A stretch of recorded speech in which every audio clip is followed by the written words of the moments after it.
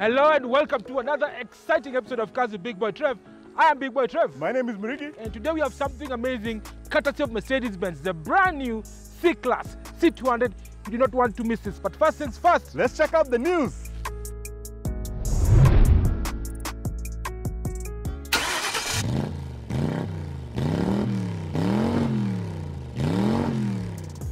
On to our first news item, and hot off the press, we've just received reports that Ferrari driver Mr. Vettel is leaving Ferrari by the end of this year, and now the game of musical chairs has begun. Mr. Murigi, you know Vettel is a four-time world champion, somebody who knows how to win, but he has a dry spell in Ferrari. What is happening at Ferrari? Is it management? Is it the culture? I don't know. What is it? I don't know. We're just going to have to see this year, because this year is going to be a dry spell for everyone because, of course, of COVID. Yes. Most of the races are going to be cancelled. So I think it was inevitable that what we're going to see is more action off the track than on the track. So expect more of this kind of politics happening on the ground. There are two probabilities, or actually three. Where will Vettel go? Either one, there are rumors that he's going to swap seats with Sainz from McLaren, so he's going to go to McLaren. And McLaren has some promise because they're switching to Mercedes power next year.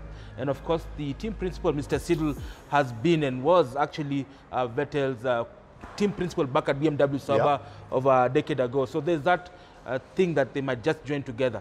Another option would be he'd go to Renault. Now Renault, big team, they have a lot of finances, but still haven't made that big step to be with the top three teams. So there's an opportunity for that as well. And of course now there's that sensational return. He may just go back to Red Bull Racing, you never know. Yeah. But again, there's also that last option, which is retirement, because I mean, he's achieved it more than anybody else apart from Lewis Hamilton. 4 titles, he has kids now, he's married, he can decide to invest in something else. But we really don't know. But what do you think? Do you think Sebastian Vettel should retire or join the McLaren or Red Bull or Renault? Send us your thoughts. As seen on the social media notes below, and we'll let you know next week.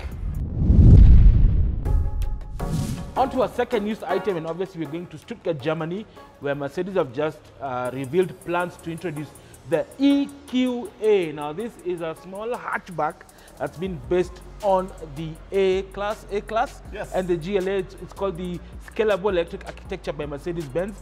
And now you're seeing that Mercedes are really trying to get into that space. Already we know Volkswagen with the ID3 concept also working towards introducing their car in 2023. And now Mercedes have also said that by 2021 or 2022, they should be able to have this car.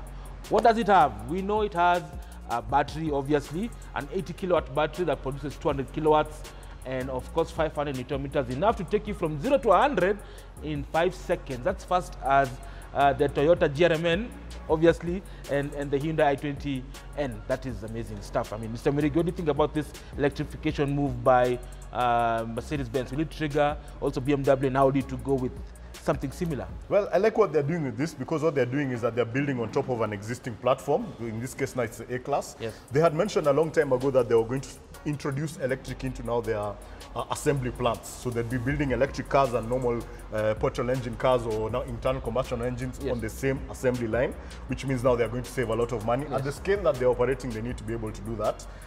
What they've been doing so far is they've been doing EQ boost, which has been the thing that's leading now that 48 volts, so that they can also now do for the entire supply chain. Because when it comes to electric, you realize at the end of the day, the dealers need to be able to deal with electric cars. When you're having your car serviced, you need that technology, that knowledge to sambaza all the way down until the dealer level. So when they start now with mild electric hybrids, what they're doing is just introducing that training over time going down. So they're starting at the assembly line and they're going to go all the way down to the dealer. So what this means is that it's coming. Electric is here. It's no longer a niche thing. It is here with us now as far as I'm concerned. Because now EQA means that it's going to be entering at a lower price point, which means now the ordinary mwananchi can say instead of one day you're going to do electric, you can do electric from day one. Wow. And remember, this particular car now will also become rivals with the already established brands. Nissan Leaf already in their production with the electric car. Similar output, similar range, obviously with a slightly lesser powerful battery. Again, also, if you look at the likes of Hyundai, with the Nexo, and many other brands that are coming in the electric cars. So that excitement is coming, and I'm quite sure that even on our second-hand market, these cars will start trickling in by this year or next year, you never know. So the question is, are we ready as a country to electrify? Let us know.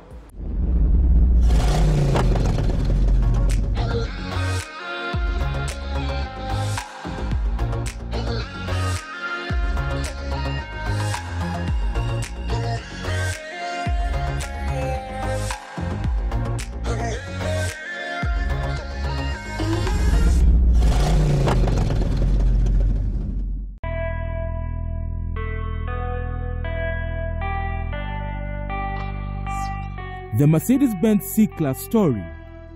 On December 8, 1982, the press and the public had a big surprise from Mercedes Benz. The new 190 and 190E were presented. It didn't have any predecessor. It didn't replace anything. It was just but the beginning. The angular design of the car was a surprise and made other vehicles from this era look outdated. The big improvements in the safety area showed the world that the baby Benz was as safe as a big S-Class saloon.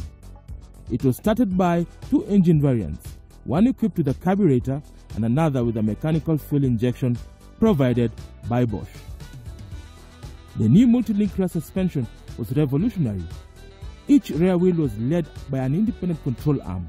The system avoids unwanted steering movements of the wheel and as a plus, offered more comfort, and it was lighter than many other rear suspension systems.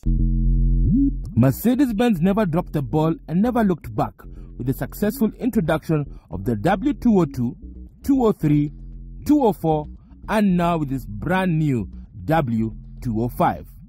Launched in 2014 at the North American International Auto Show, the C-Class W205 was the first model in its segment to feature electronically controlled pneumatic suspension, or commonly referred to as airmatic, and can also be fitted with a heads-up display, low-speed autonomous driving system, and variable dynamics, while the fuel economy had been improved up to 20% on all engines. Now, ladies and gentlemen, introducing to you the version of the 2020 Mercedes C-Class. Are you ready? So you've just earned your first major paycheck, and I can tell you for a fact it's time to upgrade. You have a choice. You can decide to either choose the Audi A4, the BMW 3 Series, or the Mercedes Benz C-Class. What makes it different from the rest of the herd? Let's start with the cabin. Inside, as you can see, the quality and the bespoke nature of the Mercedes C-Class denotes premiumness. And in this class, and in this segment, it's very, very competitive. As you can see, the design perspective, Mercedes have gone to the modern chic way of designing a vehicle. So you have two-tone aspect. On the top, you do have stitched leather in grey color, and denoting it, besides it from the glove box, is a stainless steel excerpt that gives this car a premium look and feel. And moving over to the center instrument binnacle, as you can see here, you do have a tablet style design that actually houses the command system. Command system basically is Mercedes' way of telling you this is the multi-information display system that houses the navigation, the radio, Bluetooth connectivity, and so much that Mirig is going to tell us much more later, and of course all the aspects of this particular car. As you can see, the flowing panel goes from the tablet style design all the way to the gear shift panel. Now on the gear shift, there is no traditional gear shift. Right here is space where you can control the command system. So you have a rotary design button that actually controls the different menus inside here that Mirig is going to tell us much more about it. And obviously you do have on the left hand side, you do have park sensors and of course parktronic ability and start stop technology, just to ensure that you remain safe in the Mercedes C-Class. Now, as you move over to the instrument binnacle, this is where the magic happens. If you love power, performance, you get all the critical information to your eyes courtesy of this design. The instrument cluster on the left-hand side is the traditional stick and needle, and obviously you do have the speedometer and the tachometer, and in between you do have a color display screen that looks like an iPhone that gives you all the vital information, temperature, range, all those things you need to find when you're driving this particular car. Now the steering wheel as well is very comfortable, stitched leather. The gear shift has moved from the center console to this particular right-hand stalk over here, and then you do have these buttons that allow you to actually control the gearbox, the 7G gearbox. For the digital information display command and of course the seating arrangement, and at the back, we're going to hand over the reins to Mr. Mirigi. He's going to give us a lowdown on how this particular car is, how comfortable it is, and of course we're going to take it on the road and drive and feel this particular car.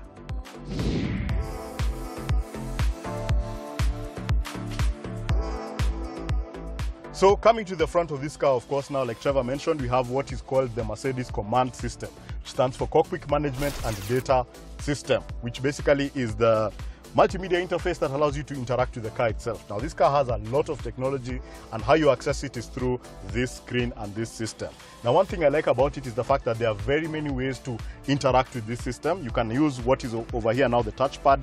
Over here down is called the command controller, or you can use the buttons, touch-sensitive buttons on the side of the steering wheel. There are two of them. You might remind you of the BlackBerry from old. So the one on the left controls the one on the screen, and then the one on the right controls the one that you're seeing in the middle over here. So basically what these allow you to do is interact with this system. So in terms of technology, you have access to Android Auto, Apple CarPlay, which gives you access to maps as well as voice assistant services. This car is also fitted, like Trevor said, standard with park assist feature, which we're going to take you through in a few moments. So the park assist feature on the Mercedes Benz, all you do is just press the park assist button over here, and then you basically drive forward and let the car's sensors look for a parking space.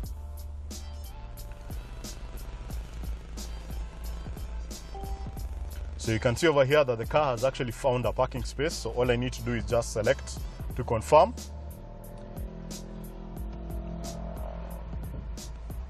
Choose the direction. I've said I want to park in reverse. So it's telling me to engage the reverse gear. And from that point, the car is just going to take over.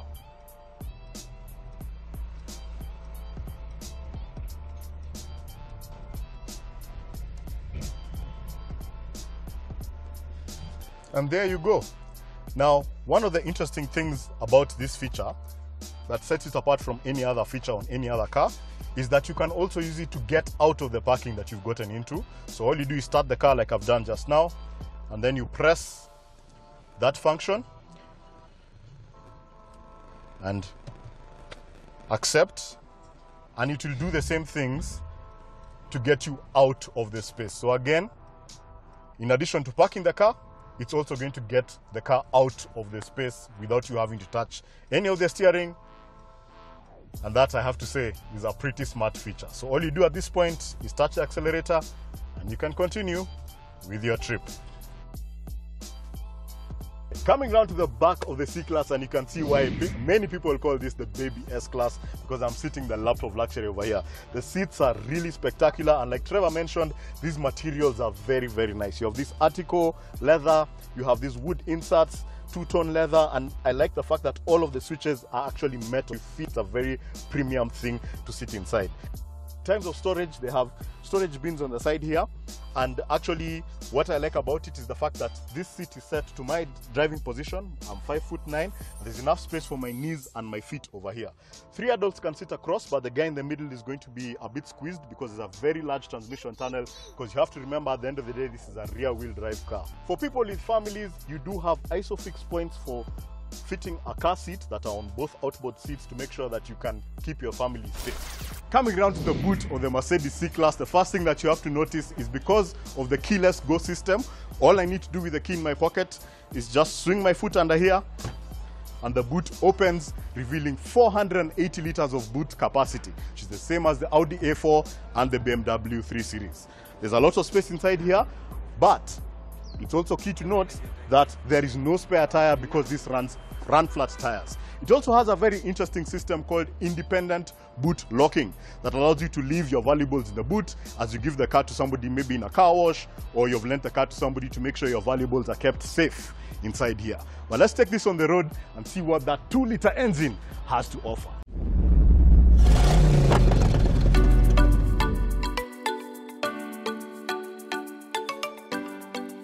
Welcome to Cars with Big Boy Trev maintenance segment, and today we are at DT Dobby taking you through what goes down when you need to do service of your Volkswagen vehicle. So I have with me over here Mr. Andrew Munya from DT Dobby, and he's going to take us through the process that people go through when you're trying to have your Volkswagen serviced. So Mr. Munya, what happens from step 1 when somebody walks into DT Dobby? Thank you very much. Our experience with customers at DT Dobby is that we try to make sure that we give our customers the best of experience that they can get. We encourage our customers to do a booking so that they can be given priority when they come in. After the booking is done, the clients will come in through the gate. Of course, we do the basics of our security inspection. Then after that, the customers will come into this service department reception area.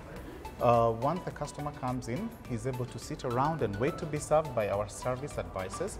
Our service advisors are able to listen to the customer's concerns, and they are able to address the customer from a very personalized point of view.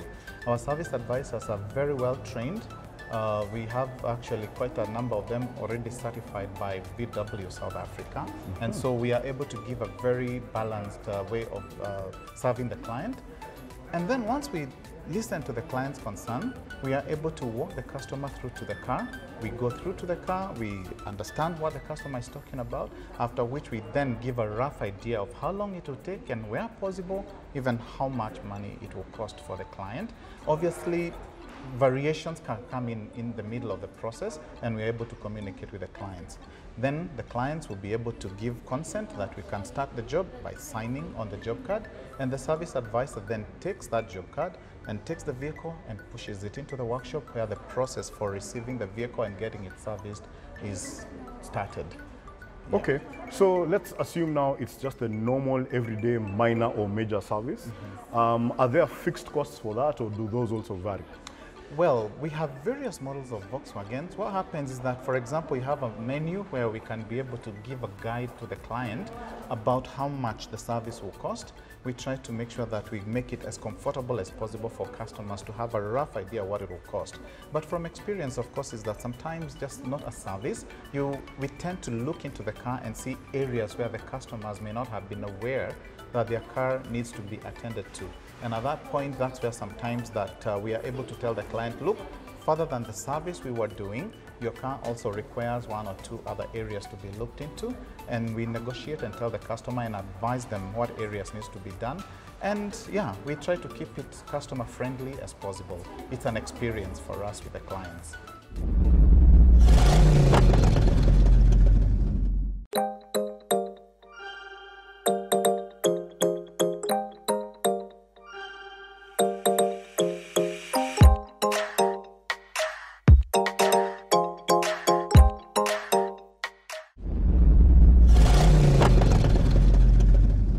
It's a beautiful day out here, and I'm driving the brand new C-Class. Now, as you know, the C-Class comes from a line, from a heritage of performance executive compact saloons that compete with the likes of the BMW 3 Series, Audi A4, and of course the Jaguar XE. So what's this new model all about?